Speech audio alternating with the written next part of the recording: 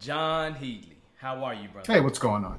Another day in paradise, man. I saw this and I knew that you were probably the only one that could address this question that I have on this topic, and I've had it for a while, actually. You actually have a real question. So wait a minute. I have a real question. Before you ask your question, right?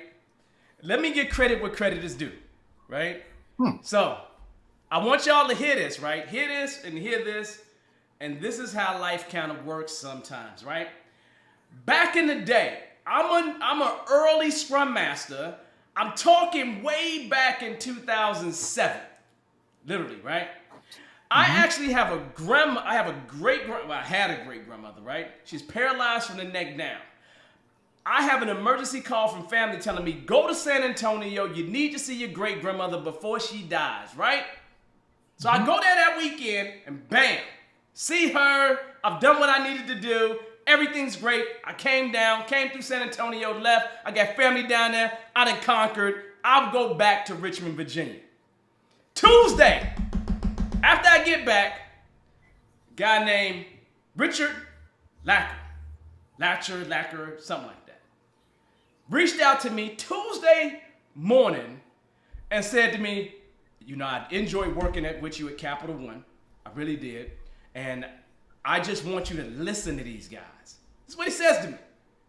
I said, okay, Rick, I respect you. I will listen to these guys. And they called me and interviewed me that morning. Offered me the job that afternoon. Oh, because we knew what we wanted. You was that. 2 weeks later, I'm in San Antonio, working at USA. So, thank you, sir. Because without all that, I wouldn't have got a gang of experience. Well, the one thing that I learned from all of that, and it's been my life motto, if I don't have a passion and if I'm not enjoying what I'm doing, I shouldn't be doing it. Yeah. And I will tell you, just working with you that time gave me a reason to get up and make that journey to USA, because you never knew what we were going to be doing. Every day was something new, and that was the adventure. Well, and let me say this. Thank you very much. I'm going to say this because I have to. Literally, I went in and I just did. And for people, some people really brand new to this, right? I went in and all I did was Scrum. That's it. They gave me 2 teams. They sat those teams right next to each other. Wasn't no perfect Scrum. I just delivered every 2 weeks something. Every 2 weeks we delivered something. And something happened with the teams. Those teams are still iterating and releasing. Those 2 teams, literally, yes. Based off. They never stopped. And, if there was a way in a record book somewhere, right, for us to count releases, I would challenge anyone to go back, because that was in the early 2000s, right? Yeah, that was 2007. 2007 is when 2007. So there you deal, go, right? Here's the deal, John. What happened is they let go of like 14, 15 coaches after they saw that I was delivering, because those coaches was talking a bunch of stuff and wasn't delivering. That's the difference. And when they saw that I was delivering, like I shut my mouth, I was not bragging. And you realize, John, I was intimidated? Do you realize I was really intimidated? Like I had these people that was older than me, that's supposed to know all this stuff better than me. I was super intimidated. I just said, let me shut my mouth. Let me go in and do my job. And then that's when I was doing Scrum every day on myself. That's when I was doing that. And so they let go of all these coaches, and then there was like 3 of us left. And then we just kept moving. So thank you, sir. I appreciate you wholeheartedly. Anytime. We did great things. We did great things. We did amazing things. We did. I went to a 200-person portfolio at that point, and we delivered the first project where you can scan a check and deposit in the bank. That's what. And so a lot of people don't realize this, is that the gentleman that you are looking at on the opposite side of the screen, that technology is standard now, where check by phone, right? You take a picture of your check and just deposit it. Yeah. The project that he's talking about was the project where we had the idea. It was just an idea on a white piece of paper. You fast forward till today, and it's just standard for every bank in the world to have that. Absolutely. Right? Check by phone. And we were the first to make it happen, the first to do it, and USA owns the patent for it. So it's one of those things where it's like, you know, you don't know what you're getting into, and I didn't. Okay, so truth is, I didn't ask for that. You know, Right. They just put me in good positions because I was doing my best, trying my hardest, had the passion, had no problem taking on every challenge and moving forward from there. So again, John. And I think the most important thing, though, is that we had fun. We enjoyed ourselves. We did. Seeing that output, and when you're in that retrospective and you're looking across the room and you can gauge people's satisfaction just off the smile on their faces, makes a world of difference, right? It does. And then they ask you to come back and do it again. Can you do that again? Because literally, what ended up happening across this organization was that people began knocking on our door because the word got out. We didn't advertise, we didn't publicize. In fact, truth be told, we had failed trying to implement Agile 2 times before. This was the third strike. If we didn't do it this time, it wasn't going to happen. Yeah. So, you know, we had come in there and literally followed the playbook. Didn't talk, didn't brag. Here's how we're going to do this. Here's what we need. Now, it wasn't all easy. Don't get me wrong, right? I mean, there was a lot of hard work, but, you know, hats off. You did a great job. Yeah, man. So anyway, I appreciate you is the point I'm making. Yeah. Oh, ditto. Absolutely. So anyway, so that's some of my lineage, and I need to let you all know. That's the reason why I had to. So I'm giving you those flowers right now, sir. So you got a question. What's your question? I do. And now here's the deal, do. John. You know you can always call me, right? Oh yeah, I know. Yeah. And well, so and this is something that I've been, you know, writing about, pondering about, and actually wanting to focus and highlight this one particular part of the SDLC. Okay. And it has to do with not necessarily, you know, you might call it architectural design, you might want to call it solution design. Yeah. But even, you know, when you tell people we're going to be an agile design-based type of SDLC, what ends up happening is that you'll be iterating and you'll need that design to understand what infrastructure you need. You'll need that design to understand which requirements needs to be prioritized. So the product owner, right, can go out and say, okay, well, based off of the design, here are the next steps, right? Yeah. Well, what I'm finding is that everyone in the core team, right? So everyone on the dev team, the product owner, you know, the analyst, scrum master, is on board with doing with what our playbooks say, and ours are just basic Agile 101, right? Scrum 101.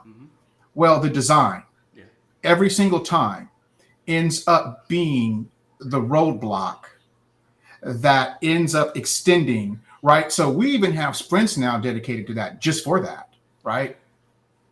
And that's okay. But what I'm trying to understand, is it,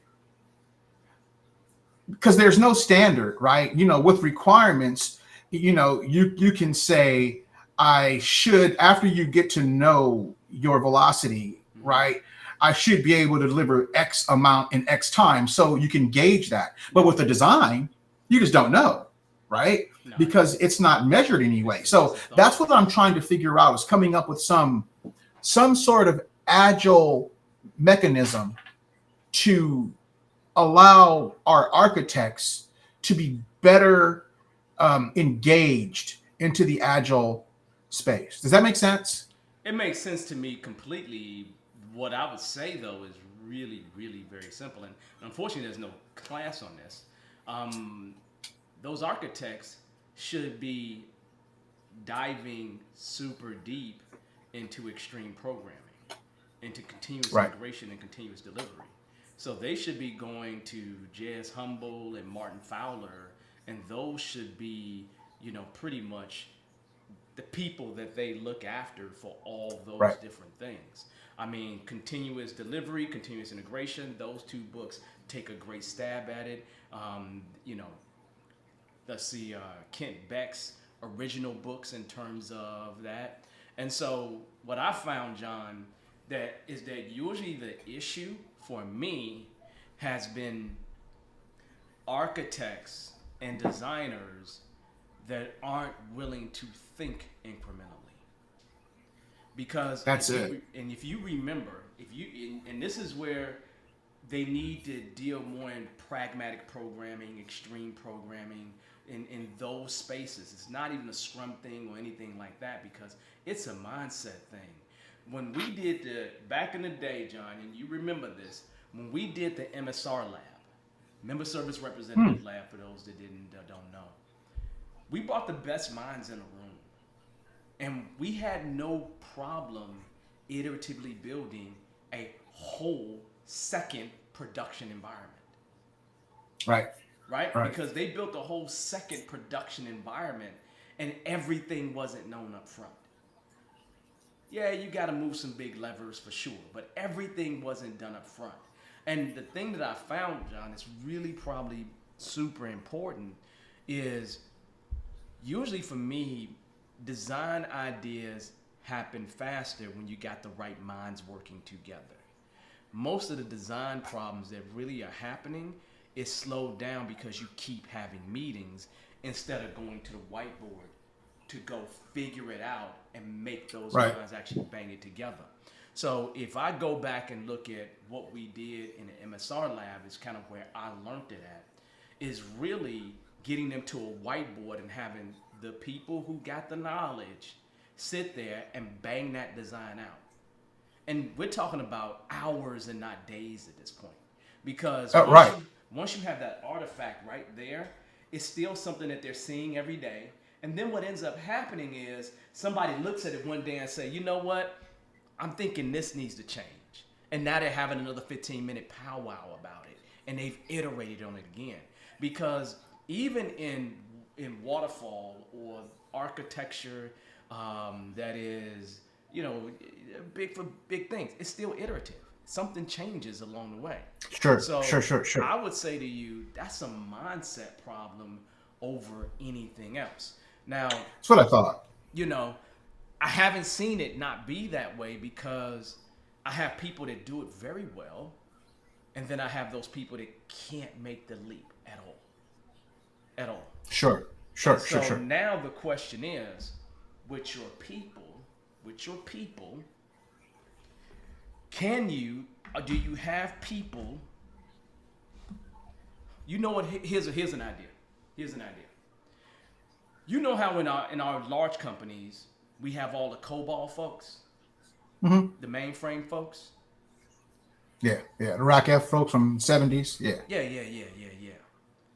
They were actually doing this back in the day, because waterfall wasn't around until 1980. Prior to waterfall, they were doing iterative incremental development, right? The first iterative incremental development, I forget the name of it, is like from the 1960s. So my statement is, I guarantee you, if you got some of those guys in there in the room with them and said what the objective was, that's a good idea. In a more iterative incremental way, I guarantee you that those guys will be able to do it, because the problem is the people that was trained after the 85, 90s, stuff like that, if they were in these large companies, they had the luxury to be able to think in big swaths. However, people that's in those environments that live that kind of life, they actually think differently, and since those systems are already built, they have to think incrementally in continuing to keep the system in place and rebuilding and adding to it. So I have always found, strangely enough, the COBOL assembler guys, if you move beyond much younger guys, because much younger guys, like the ones that have learned this in school, sure, get a little bit better, right? But you're not talking about those people. You're really talking about other people who have more statement, right? So what I would say to you fundamentally is grab those guys. Grab those new school guys. Grab those new school guys, and then kind of put them together and say what the objective is. we're gonna clean this up. This is a living document. This is a living entity. It's a living artifact, and let them just start to just hash it out and work it out. Right, Then the right, question right. is, And that's can you make exactly sure what that they it'll have the do. environment for it as well, John? Because if you give them a space Right. where they can put this, and then nobody messes with that space, they can always use that as a place to brainstorm, like a war room, right? That would actually be very helpful for them. So That's a good idea, actually, because these people and see, I knew it was more of a state of mind issue than anything else. Because the additional thing that I know you were thinking is that generally this community of architects and solution design people are very senior in the organization, right? And are looked at as people that drive leadership. And so therefore oftentimes, just like with stakeholders, right? It's the same problem with senior leadership and stakeholders. Unless you get their buy-in into scrumming and even kanbaning, just anything that has to do with delivering incremental value, it becomes a challenge because they just don't feel that artifact, as we said, could be broken down into consumable chunks that add value over time, when in fact you and I both know the contrary is true, and you can't. And here's the question I would ask, right? What if you ran an experiment? What if you ran an experiment and you said to them, we want to, okay, I got a set of requirements, and that set of requirements is going to take roughly a month to do. Can you build an architecture that will support only this release, like it's the only thing that we're doing? Sure. Then the question Yeah. becomes, the bigger questions that they'll start to have is how robust the system needs to be. Right. Which is Scale and everything. so it's funny you say that, because that's what I ended up doing, was not giving them, because they weren't participating in stand-ups, they weren't participating. It was just call and knock on my door when you need us. So I was only giving them that small chunk, right? And then they would deliver it. I would come back to them next week and say, oh, guess what? We had a change request. And here are some more requirements, right? And then they would scale it. Now, doing it like that is a real backdoor approach, but it still gets the job done. But it's the same thing that you would do. It gets it done.